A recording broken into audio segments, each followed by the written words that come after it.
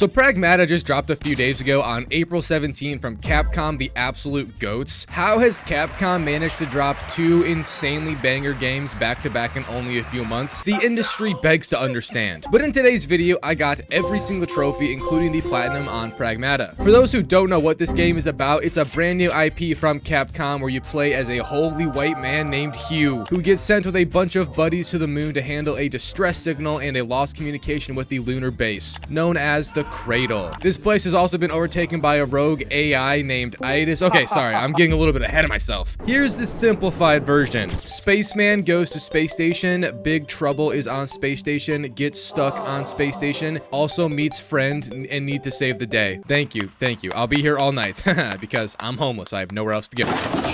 Now, in terms of trophies, because this is a platinum video, the game contains 36 total trophies with the platinum. It took me about 23 hours to platinum it, and it's rated at a 6 out of 10, which is honestly low. I think this game is damn near a 7 with the trophy requiring you to beat it on LUNATIC. That is insanely hard, just like me right now. Alright, so kicking it off today, the first stage of the platinum is you just beat the game and get all of the collectibles. Nothing in this game is missable, and everything can be cleaned up after. Now, the game itself opens up immediately from the title screen. I see you, Capcom. And then for a few minutes, there is just a cutscene showing us some dialogue between the characters, all heading towards the moon to investigate a distress signal. As you fly by, you also see this tower that is printing things, and this is the revolutionary 3D printing technology that exists in this game's world. Literally anything can be 3D printed, and it's led to some creations, to say the least, being born, including these personal assistant robots that are slaves to the AI system of this base called, again, Itis. The robots respond directly to its orders, and this creepy as hell robot we printed out to assist us in moving past some debris would end up attacking us and trying to kill us after an earthquake happened, and Hugh, our main character, was on his ass. It was also at this same moment that we encountered Diana, who was this little AI girl that came out of nowhere and healed us up. You then have to fight the walker, and immediately we notice how little damage we are doing. The game then shows us the biggest combat feature of it right away, which is hacking with Diana on our back. Yes, this little girl gets a piggyback ride the entire game. Man, I miss childhood. That's what I'm saying. But you have to hack the robots as Diana to open up their cores and weak spots to then do substantial damage. This little hacking mini game is the biggest part of this game in general, and we will be avidly using it the entire time. So anyways, after surviving all of that intro, we then hear over comms the rest of our team and Hugh's friends all dying by robots. Yeah, they weren't so lucky to have some random android child rescue them. Survival of the fittest, man, I can't lie. Anyways, the goal right now is to reach the tram to ride somewhere safer in the facility, because right now we are just being abused by robots. So you fight a few more, then make it to the tram car fairly easy. On the ride to wherever we can go, you also see a shot at the facility, and yeah, it doesn't look so good for us. I'm starting to question whoever greenlit us going here. They clearly don't like us. But then the first trophy of the game popped from making it to the shelter, which is like our safe zone home base for the game. Oh yeah, there also was a lot of dialogue with Hugh and Diana, just explaining things, but overall Diana's character is just a little girl, and this game is very, very wholesome with how Hugh and her interact. It actually made me feel a bit good inside for humanity. It also pissed off Reddit and Twitter video game nerds who are just weirdos, so that's even better. Shout out to Capcom again. But anyways, after that tram ride ended, you do walk into the home base, and again, this is just the home base. You can upgrade stuff later, decorate it, etc. Also, every time you die or just finish an area of the game, you will end up here, so yeah, it's cool. During this, Hugh also noticed that there was only one area open for the tram to travel to, and it was the solar power plant, which is the first location of the game. Now, the goal while here was to just simply get the power back on throughout the facility, because this is the area that powers, well, everything. And not much happens besides some puzzles to do that. You fight robots here and there, there's a lot of collectibles. In total, this game has at least over 100 collectibles to get, and yeah, I feel like the man digging for shit in that one meme every time I grab this many collectibles in one sitting. My asshole hurts. But I did get a trophy during this from a collectible, actually, being called Well Spotted, and from shooting a mini cabin figurine. The mini cabin is in reference to this little robot that runs the home base for us, by the way, which is just named Cabin. Now, continuing on with the story, I then fought more and more robots. Some were more dangerous than others, but all in all, it was very easy because, you know, I am playing this first playthrough on the easiest difficulty to maximize my own enjoyment of the story. Also, LUNATIC isn't available until you beat it, so yeah, that's really why. But I would end up getting another collectible trophy a little bit later, still while trying to get the power on from finding a holo wall. These are cool little hidden rooms that typically hold more collectibles in them, but just finding one was a trophy, so here is that popping. My next trophy would be then from getting the power on finally. Now, upon arriving to the control room, it opens up to the outside, which was cool, but then Itis tried to ruin us by giving us the very first boss fight of the game, time against the giant robot. Now, since this is the first boss of the game, it was honestly super easy to beat. The thing moved fairly slow and predictable, and it had massive weak spots just like my ex-girlfriend. I don't even know what the f that means. But after I did win, we then flipped the power back on, and I got the trophy pop right here. But keeping the story moving, the next area of 5, by the way, is called Mass Production Array. And we were here to contact Earth because obviously shit has hit the fan, and they need to know not to send anybody else up here because they're probably gonna die. And this area was also like a mock version of New York City, so it was kind of dystopian. I don't know if it's just because the place was completely barren aside from evil robots, but I felt a bit scared inside. Now, almost right away while here, these massive doors just get shut right in front of us, which locks us out from going to the end of the road, which is where the comms tower thing is at. So this entire area's gameplay just has us going through various side rooms to find these tiny comms towers to then unlock the big doors. I think we needed to find 5 in total, but while doing all of that, I also found, or at least did, my first red zone of the game. A red zone is a tiny-ish room that is locked behind a door, which requires a red key that can be found as a collectible itself or from the cabin bingo board. But then inside there is just a ton of fighting. It's very simple, just don't die. And I did it right here, getting the trophy called Red Zoned and loving it. Oh yeah, inside of them is also more collectibles, which we need to, get for other trophies. So yeah, back to the story. We again are just kind of pushing through puzzles and combat to get further in the level. And these first few areas are honestly a bit mundane compared to the ending ones because the story is building, okay? This game's story is like this meme. Trust me, chat. Holy f***, I'm about to explode. I gotta go poop real quick. I'll be back.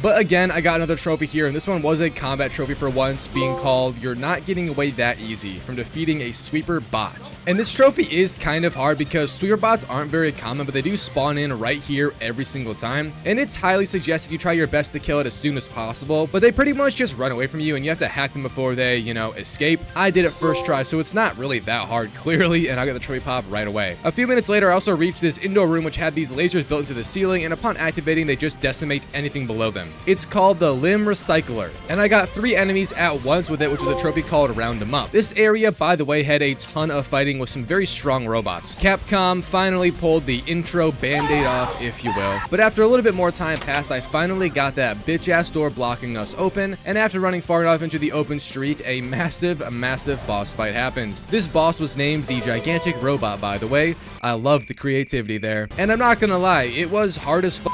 Long story short, I spent about 10 minutes getting railed just like my girlfriend did last night at a bar. I am not okay right now. Please drop a like and subscribe. Oh my god! But I had the boss on nearly 1 HP. However, I was also on 1 HP. And there was this special attack that had the entire area get hit by like spikes from the ground or something. But I was unaware how you dodge this or if you even can. And spoiler, all I gotta do is run super far away. So I just took it like a good boy and I died. I've never been this disappointed in my life. Dying on casual difficulty. It's like I'm Dark Side Phil right now. Holy shit.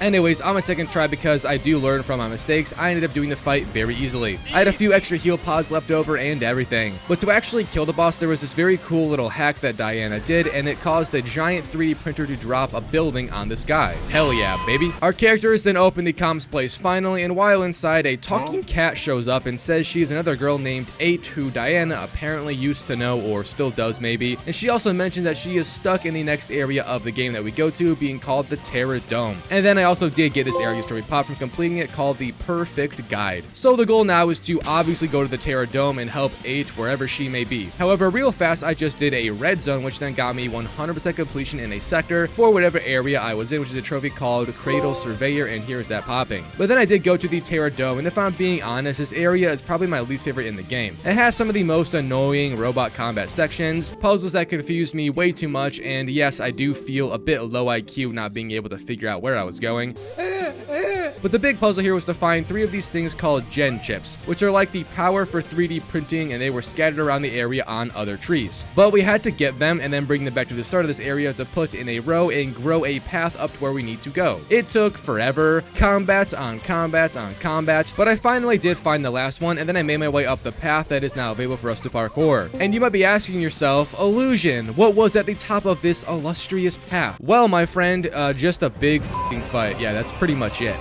This fight also left me so weak that after I just went back to home base real fast to heal up, and I also upgraded some things while there. Also getting a trophy called Top Shelf Item from upgrading a weapon using pure aluminum, which is this super valuable space rock on the moon, so very cool indeed. Anyways, back at it, I had to clean up some collectibles I missed earlier for a little bit. I also got lost as because there unfortunately isn't any videos out yet, just text guides. And I'm not gonna lie, text guides fucking blow ass crack. They are so non-helpful. I need a video for my little iPad kid brain. But I was done with everything in this area finally, and then we just walked up this very cool path to meet 8. And sure enough, she was just another AI girl, and she also was stuck. No lies so far. Hint, hint, hint. Unfortunately, we couldn't get her out right now because, a tree is holding her, and we are afraid of wood.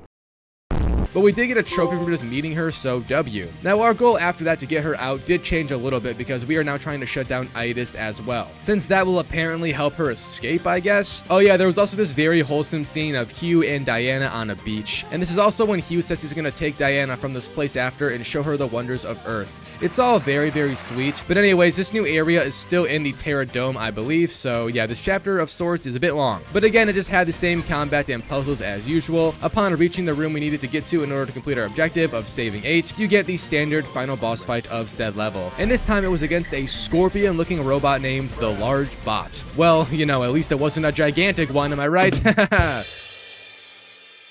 Oh my god! No, but seriously, I really do think the developers should have just named these things like Jonathan Scorpion or William Worm. Just something, I don't know, that's just me. But this fight also is the hardest of the game so far that I have encountered. And spoiler, the boss fight also took me like 2 hours to beat on LUNATIC difficulty, so yeah, I spent a lot of time with this guy. However, on casual difficulty, it's, you know, not so hard, and I did it first try. You then get a cutscene which shows us reactivating this regulator of sorts, and the trees holding 8 dissipated like nothing. However, once saving her, Itis, which we haven't quite got to shutting down yet, tried to lock us both in the room. There was also this very ominous moment where 8 and Diana sort of interlocked. I'm not liking the red eyes I'm seeing. That is never a good sign, unless it's on an Its Ilusion thumbnail, which means you should click it. But basically, Hugh and Diana barely skid out of the room, and then that was the Terra Dome level finished, finally with another trophy pop. So we were down with the 4th area of the game, which is called the Lumen Mines. And this area's goal is directly to shut down Itis, because we have had enough of this clanker at this point. And the Lumen Mines also featured a new threat to us for most of the level, being called the Lunar Digger, a giant worm that just digs and tries to eat us if we walk on the ground. Now, almost right away in this area, you can also get a trophy called Courage and Desperation from quote-unquote repelling the Lunar Digger. And this just means you fight it until it gets tired and goes away for the time being, and that's about it. It took me like 6-ish minutes to do this, and then the trophy popped when it was complete, so there you go. Now, moving on, this area is actually probably one of the simplest in terms of puzzles. For a large majority of the mission, you kind of just keep moving forwards and dropping these big crates on the ground to parkour and reach the areas we need to go. Once getting indoors, however, there was quite a few moving box puzzles. Thankfully, none of them are too complex, and I did them all without peeing myself, so that's a good measure of difficulty.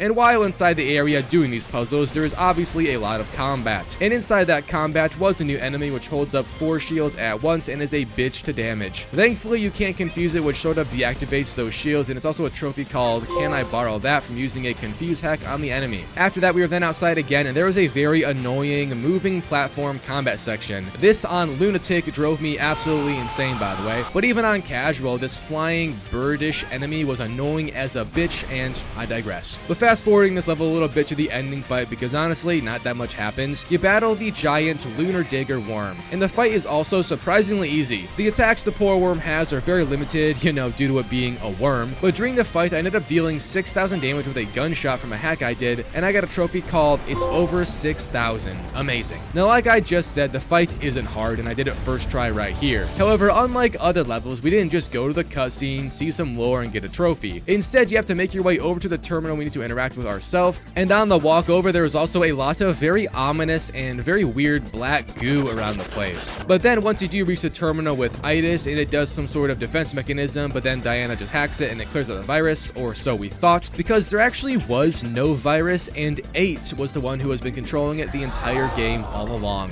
She then controls that black goo stuff and makes these very dangerous anti-matter dual weapons and starts throwing them at Diana and Hugh. Both of them got hit, but Hugh managed to crawl away with Diana Diana before, you know, ceasing to exist. And then I got the trophy pop from that level, and our enemy has now revealed themselves. So the next level was sort of an intermission level. It's all in this lab that heals the androids, and long story short, there isn't enough power to heal up Diana, so you have to go off on your own to find a reactor and then bring it back up and, you know, power it all up. Again, this wasn't that hard, but there also wasn't a lot of combat because we are down in the trenches already. Now, after finding the reactor, this huge enemy shows up, and spoiler, you don't even have to fight it, just don't die because it's just timed until Diana is, you know, healed up. And then she gets this like new ultimate ability called the deletion protocol and just eradicates the thing's existence. I also got a trophy after that from fixing Diana, and we are so back, baby. But now that she has that new power, we can officially go back and clean up any collectibles that were previously locked out. So I spent a good while doing that. I love mining away at the coal, it's my favorite. But then I did begin the final level of the game called Central Port, and the entire plot for this level is just make it through it and reach 8 before she fills up a spaceship full of that antimatter thing, which is actually called dead filament if I remember correctly. Basically, it's just a super toxic material that eats away at cells, and once it ties onto a human, they're basically screwed. Cough, cough, Hugh. But in the very beginning of that area, I got a trophy called Clean Up on Aisle 3 from cleansing 3 or more enemies of dead filament at the same time. And there is a very good spot to do it right here. You do have to line them up good, however, because the reach of the cleanse move is kind of ass, but I got it anyway, so here's the trophy pop. Now, like I said, this area's goal is to just progress through it, so not much really happens besides countless robot fights and then this boss fight against the Sentinel. This is an upgraded version of the one that Diana previously shut down in the healing lab, by the way. But the upgraded one is also balls, and we took it out pretty easily, getting yet again another trophy pop from a boss fight. Now, before reaching the final fight of the game, I real fast went around and I got a few trophies. First, from shooting every mini cabin, which is a collectible trophy that I have been doing all game long, so here's that trophy pop. Then one called Escape Artist from finding every escape hash, which have been used to travel back to the home base throughout the game, by the way. And one called Blackout from completing a cabin stamped board. These hold super good things and items needed for trophies, so you have to do them, and this is sort of a natural trophy, I guess. But then I did reach the final boss fight of the game against 8. And she doesn't say too much before the fight starts, and it's a pretty rough one. Even on casual, this fight took me a while to do. I didn't die, thankfully, but I sure did almost do so. However, on Lunatic difficulty, yeah, this isn't my setup, but it would be if I had no self-control at all. Also, follow me on Twitter. Nobody does, and I have even lower self-esteem because of that. Oh my god!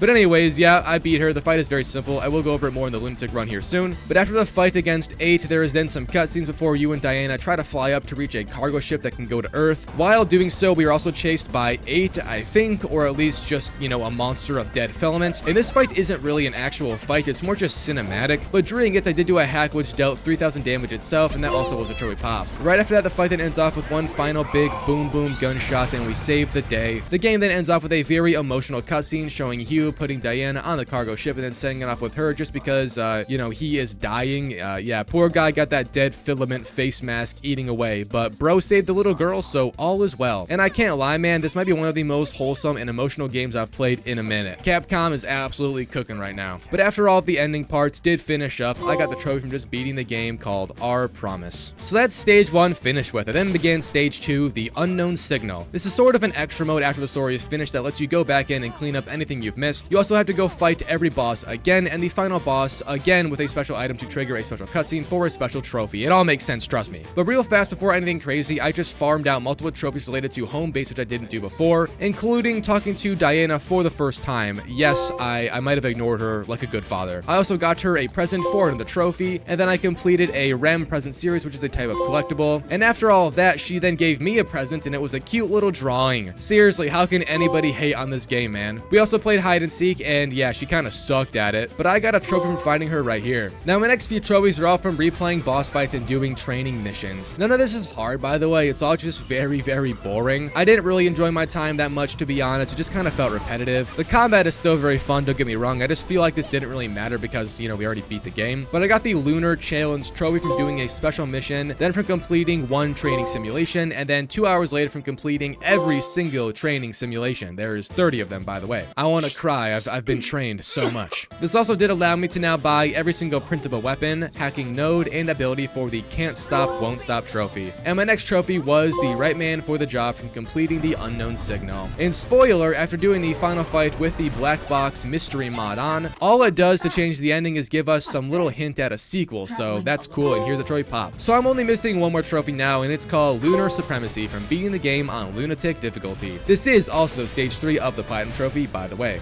Now, all in all, this run isn't impossible. It is very hard, however, and it's also a fresh playthrough, meaning you can't do it in New Game Plus, so that makes it even more annoying because now we are starting at ground zero. Also, I didn't record much of this run besides the beginning because I didn't want to run out my hard drive space. However, I of course did record the final boss fight because it was awful. I died probably like 40 times, and I'm not kidding, I legitimately died that much. It is insane how hard this fight is. Granted, I also didn't have, even close to max upgrades. I sort of did speedrun the game, but after dying over and over and over and over and over and over and over and over and over and over and over and okay, sorry, yeah. I want you to see my struggle and understand. I finally developed a strategy. Yes, ItsIlusion has made his own strategy in a game. Oh my god, he turned on his brain today, boys and girls. So to start, you first need to go into the fight with the ultimate power-up charged, and right away, just activate it. Now, while that power-up is active, you need to hold down R2 on the laser gun aimed at the boss's head, and simultaneously, you need to spam hack and complete it as fast as possible to supercharge the ultimate ability again. Now, you want to do this because it both damages the boss very highly without us even being able to be hit, but it also charges up the overheating of the boss, and again, it charges up our ultimate, so we can then use it again right after. And you then do that exact same process again. However, this time, the boss's overheat will be nearly maxed out, and so will our overdrive power-up yet again if you do it fast enough. Now, mine was timed perfectly, and she overheated before I popped my ultimate, so I just did the little overheat attack, and then I instantly went back to the overdrive attack after grabbing a gun or two on the ground. Now, at this point, I had run out of ammo for most of these special guns in the area that can be spammed, so I focused a lot more on just doing damage opposed to overdriving her charge, because we almost have her beat. Now, I sorta did scuff this up because I didn't do enough damage to finish her off right now, and I had to avoid some falling debris, which was scary. But afterwards, I just shot her until she was done for, and that was pretty much it. Fair warning, this strategy will make your fingers hurt. You have to spam the absolute ballsack out of that, and I mean spam. Here's what it sounds and looks like, by the way, in real time.